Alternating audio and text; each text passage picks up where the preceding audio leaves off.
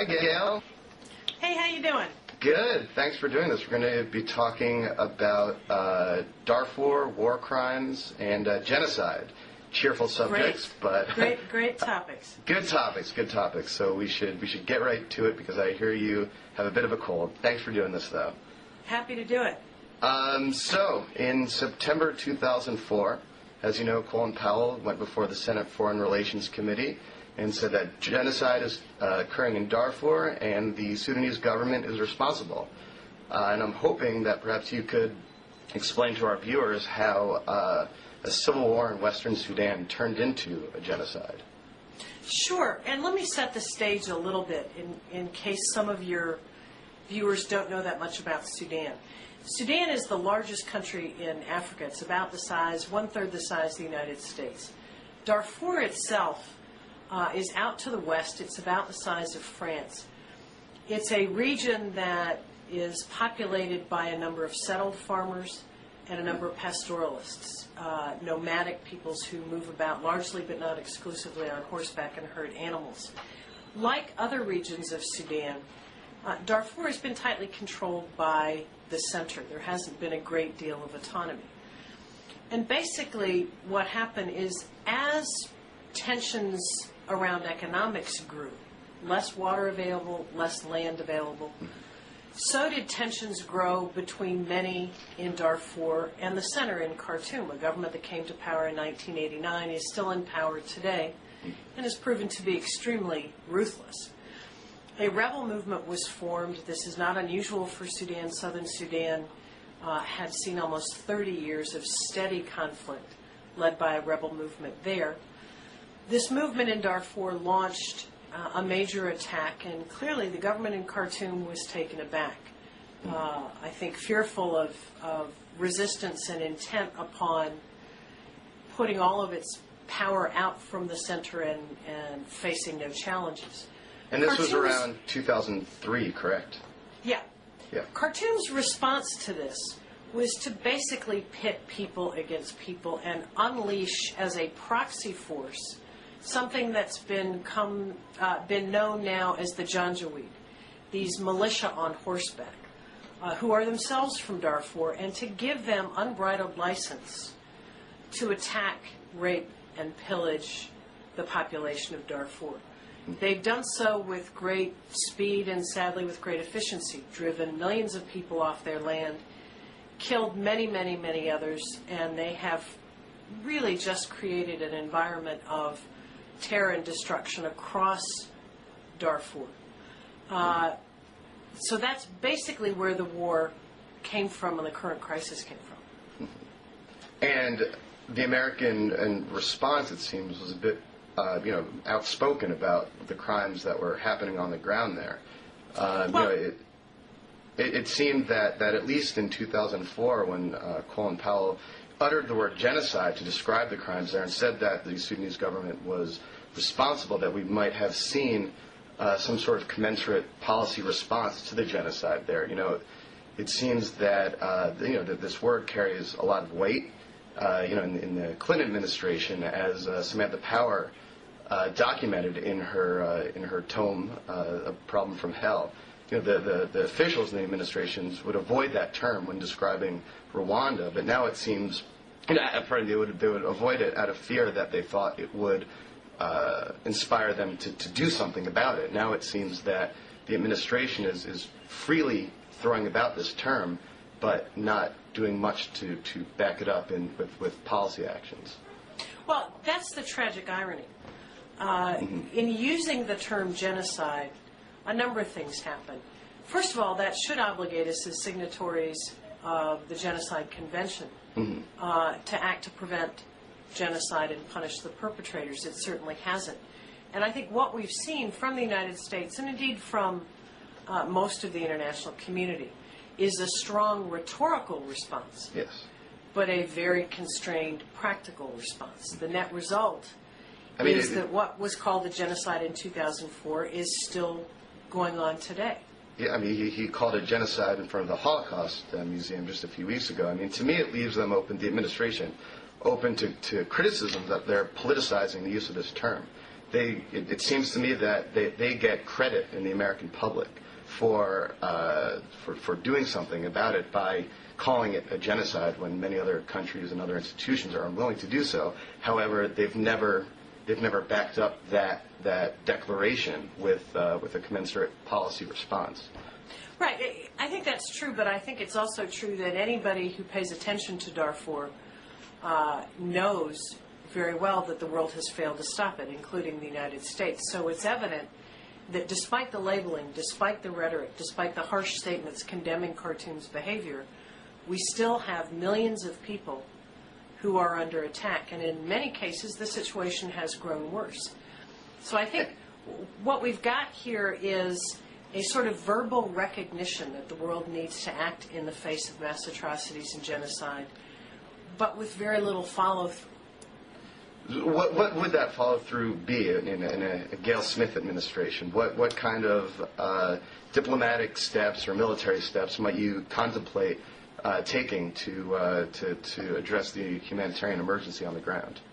Well, I think there are a couple things I would say there, and one of the first is that there's a lesson here. There is a lesson in every case like this, that the most important thing to do is to act swiftly, because crises like these don't improve over time if untended. Mm-hmm. So let me posit that if I were running things, I would have responded years ago rather than right now. As in many cases, by waiting this long, the administration, indeed the entire world, has made it much more difficult. My own view is that what we need to do is something that we've advocated. I am one of the co-founders of something called the Enough Campaign, which we can talk about I'd like to actually talk about that later. Yeah. Yes. But of what we call a 3P strategy. There are three things that need to be focused on in real time right now. The first is peace.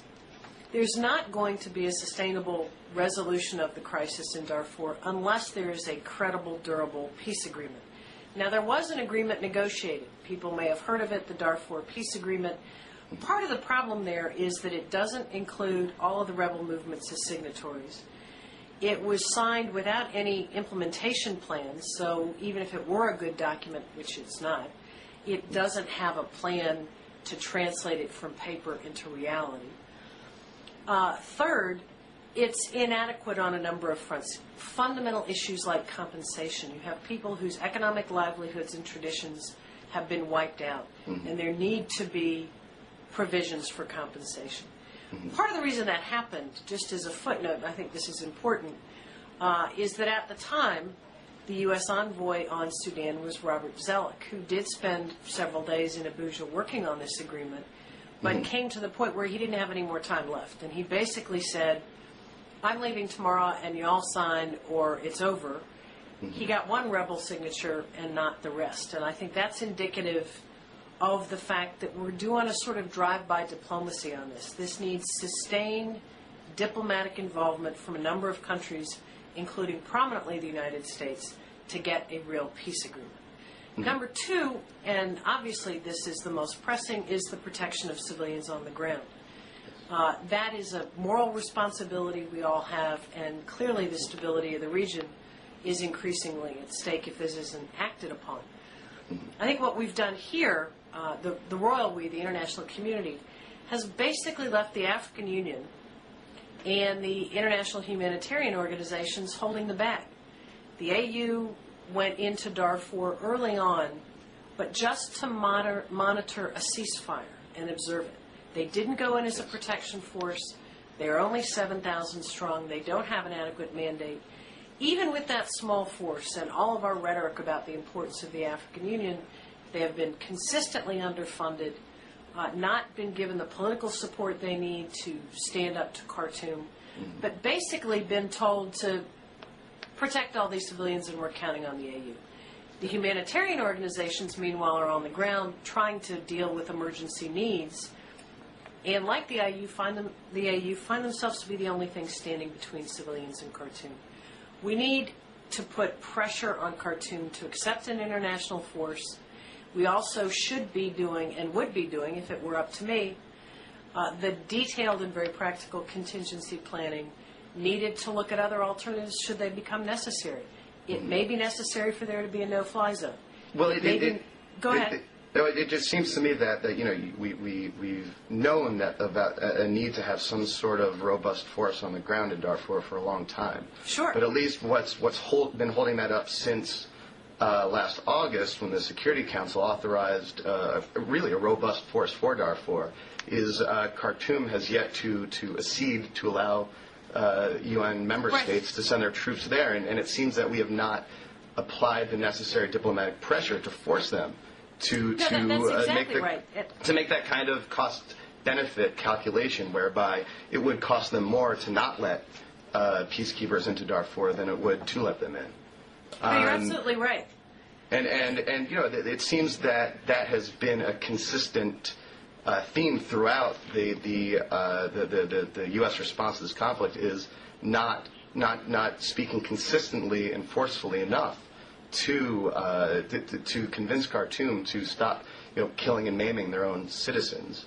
And at least one reason that's been floated by this is our ongoing cooperation with their intelligence services. I mean, as you know, in April of 2005, Ken Silverstein of the Los Angeles Times, now of Harper's Magazine, wrote this blockbuster piece exposing extensive ties between the CIA and the Sudanese intelligence services. And I was wondering if you think that is something that's perhaps making American policy less forceful than it ought to be.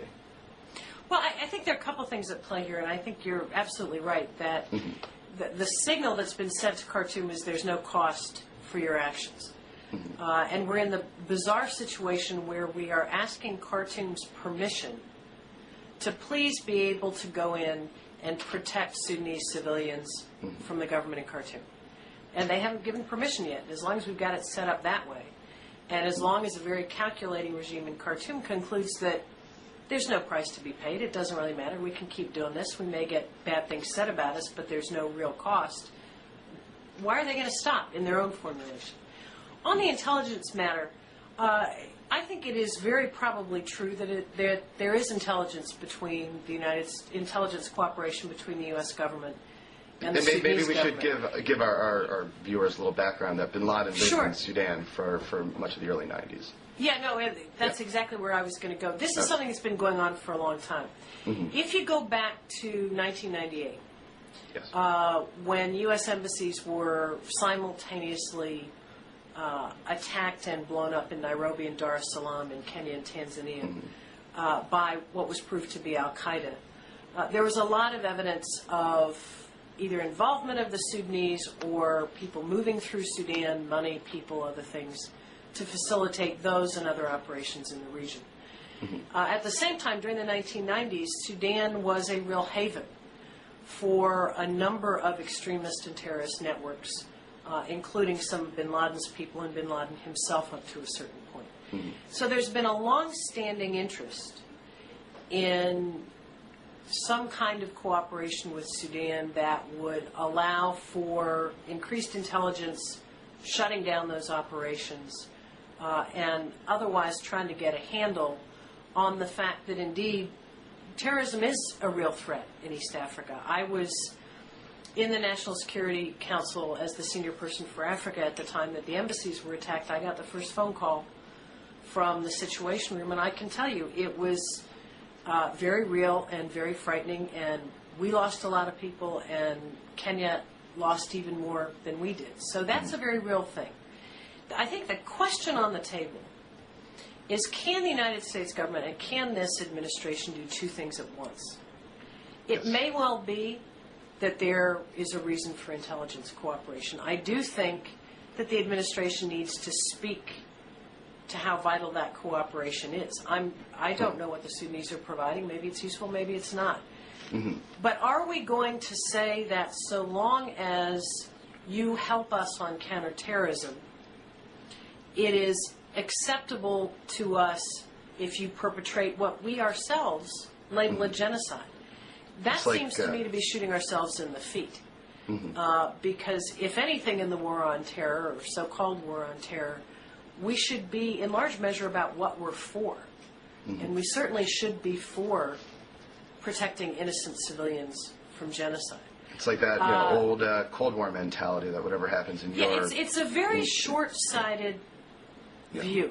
Mm-hmm. But I think the other reason the administration has been very reticent on that is that their policy has been characterized by a kind of constructive engagement philosophy. Yeah. The kind of philosophy that drove some of the relations with South Africa during apartheid.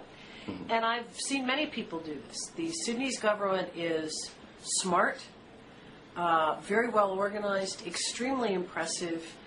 It is not difficult for people who are new to the scene to believe that they can persuade them to have good sense and act in their interest. And I think that this administration is suggesting that they still believe that we can get Khartoum where they need to go by simply talking to them, maybe issuing a statement here and there, it's almost but not doing anything more than that.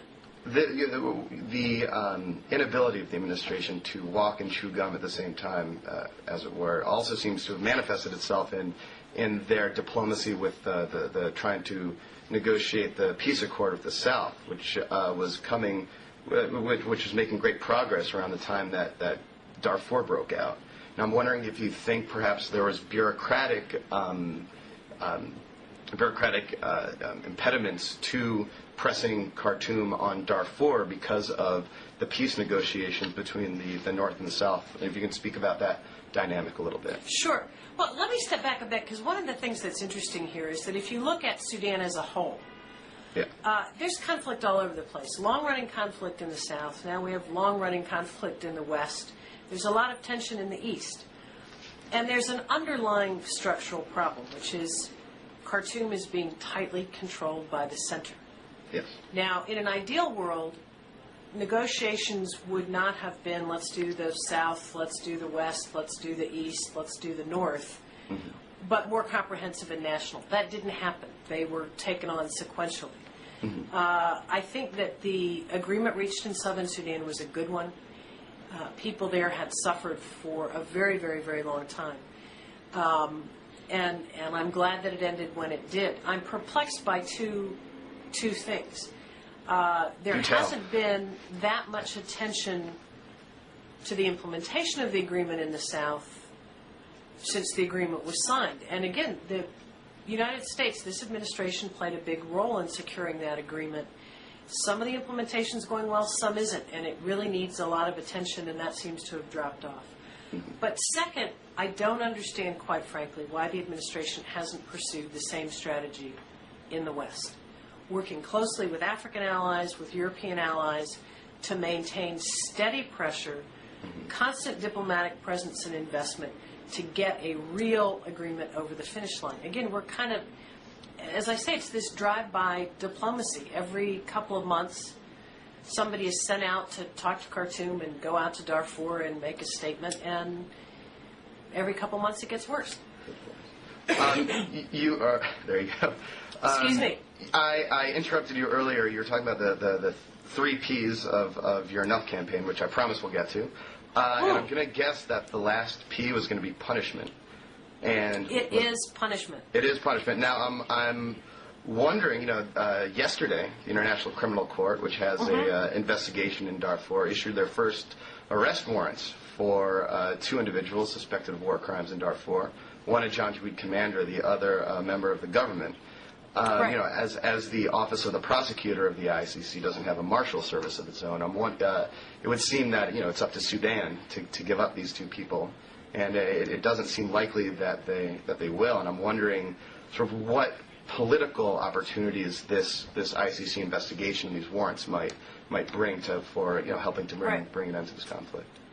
Yeah, I think it's highly unlikely Khartoum is going to hand those people over. They've already pretty forcefully said this is ridiculous, we're not cooperating, and that's that. I think there are 2 positive things that could come out of this, assuming that the world is ready to stop talking and start acting. Okay. The first is the very existence of these warrants puts certain information into the mix in a very official way. These come from the International Criminal Court. These are not allegations by an individual, an unofficial group anywhere. Yeah. They have some standing and stature. And that should fuel, one would hope, international action. But the second is harder. There's something the administration has talked about for months now called Plan B, that if Khartoum had not agreed by the end of last year to a protection force, they were going to move on Plan B. President Bush, everyone thought, was going to announce that Plan B was going to be implemented when he spoke at the Holocaust Museum recently. Instead, what he announced was that unless Khartoum does something, eventually we will implement Plan B, which is no deadline. What was said in December. Yes. Now, the arrest warrants against these three individuals are and should be part of a robust package supported by the United States, but importantly, multilaterally backed, that put enough pressure on Khartoum that they understand that there is a price for inaction. Now, it would seem, forgive me for interrupting, that the big elephant in the room here is the fact that the United States is not only not a member of the ICC, but has laws on the books preventing our cooperation with the International Criminal Court. And when these the warrants were issued, I asked the prosecutor if he had sought or if the U.S. had offered any assistance, and he said no and no. And it seems that on the one hand we're accusing this government of genocide, but yet we're not helping the bring them to justice in any meaningful way. Yeah, it's again, there's a real short-sightedness here. This administration opposes the International Criminal Court. It would be one thing if they just left it at that. No. But they've imposed punitive measures against governments that ratify the treaty. There's nothing precluding the United States, excuse me, my cold is still with me, from cooperating with the ICC even if we don't support it. We could have provided intelligence information that had been sanitized so that we don't reveal sources and methods. We could even go so far as to say that we actually support these warrants and think that these people should be held to account. It's a real mistake not to do that. And I mean, from what I gather, we're not. When in 2005, when the discussion over granting the ICC jurisdiction in Darfur came up, Pierre Richard. Oh, sorry. Well, 5 more minutes. And I was just going to say that during the discussions in the Security Council on the debating whether or not the Security Council should grant the ICC jurisdiction, you had Pierre Richard Prosper, himself a former prosecutor, who was the ambassador for war crimes, saying, we don't want to legitimize the ICC by doing this, so the U.S. abstained. Here, we'll talk a little bit about enough, because I hear you're kind of coughing a bit. To me, something striking, at least about this genocide as opposed to others, is that there's a real movement in the United States to do something about it. You have, I saw you speak on the Washington Mall with thousands of onlookers. You have, you have celebrities on TV talking about this. You have television commercials, and I'm wondering, sort of, why, how did this movement come to be? First, let me apologize for coughing at everyone, but fortunately you're not actually in my presence, so you will not get the germs. Yeah. But I'm just getting over a cold. No, it really is encouraging. We're seeing a movement here that is like nothing I've seen since the days of the anti-apartheid movement. Yeah. It's a movement that's growing, that is diverse, that is very, very smart, and is pretty unrelenting. I don't think folks are going to give up, and I think even if there was huge progress on Darfur tomorrow, they'd keep going, because I think the whole question of our responsibility to protect has captured the public imagination in a very important way. May I cough once more? We can. My mother would tell me I shouldn't have gone to school today. We can wrap this up. Anyway, Gayle, thank you. I apologize. Oh no, it's fine. But I think one of the most important pieces here is this movement stuff. So let me just say something about that. Okay. And if I may, something about enough. Yes, please. What I'm encouraged by in all of this is what I would call the democratization of foreign policy. With activism, the internet, things like what you and I are doing right now, there is a way for citizens to be involved that wasn't possible a few years ago. And I think that people are sending a message to policymakers that, contrary to the conventional wisdom, people care about this stuff.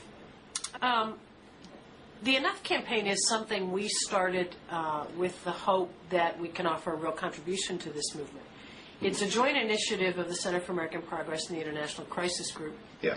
Myself and John Prendergast, who many people who follow Darfur, anybody who follows Darfur knows. John and I have known each other for 25 years. Yeah. And our idea with Enough was to inject into the mix a couple of things. A lot of field analysis, some real policy analysis based on our own experiences inside government, and some additional tools for activism. We promote this three-piece strategy, which I mentioned: peace, protection, and punishment. And also we'll be doing a lot of work on prevention, because at the end of the day, we can be successful in pushing for change in Darfur. But I think we need to build on that and do what we can as a growing movement to advocate for the reforms that are necessary so that we can prevent these crises in the future. All right. Well, thank you, Gayle. Hopefully. Thank you.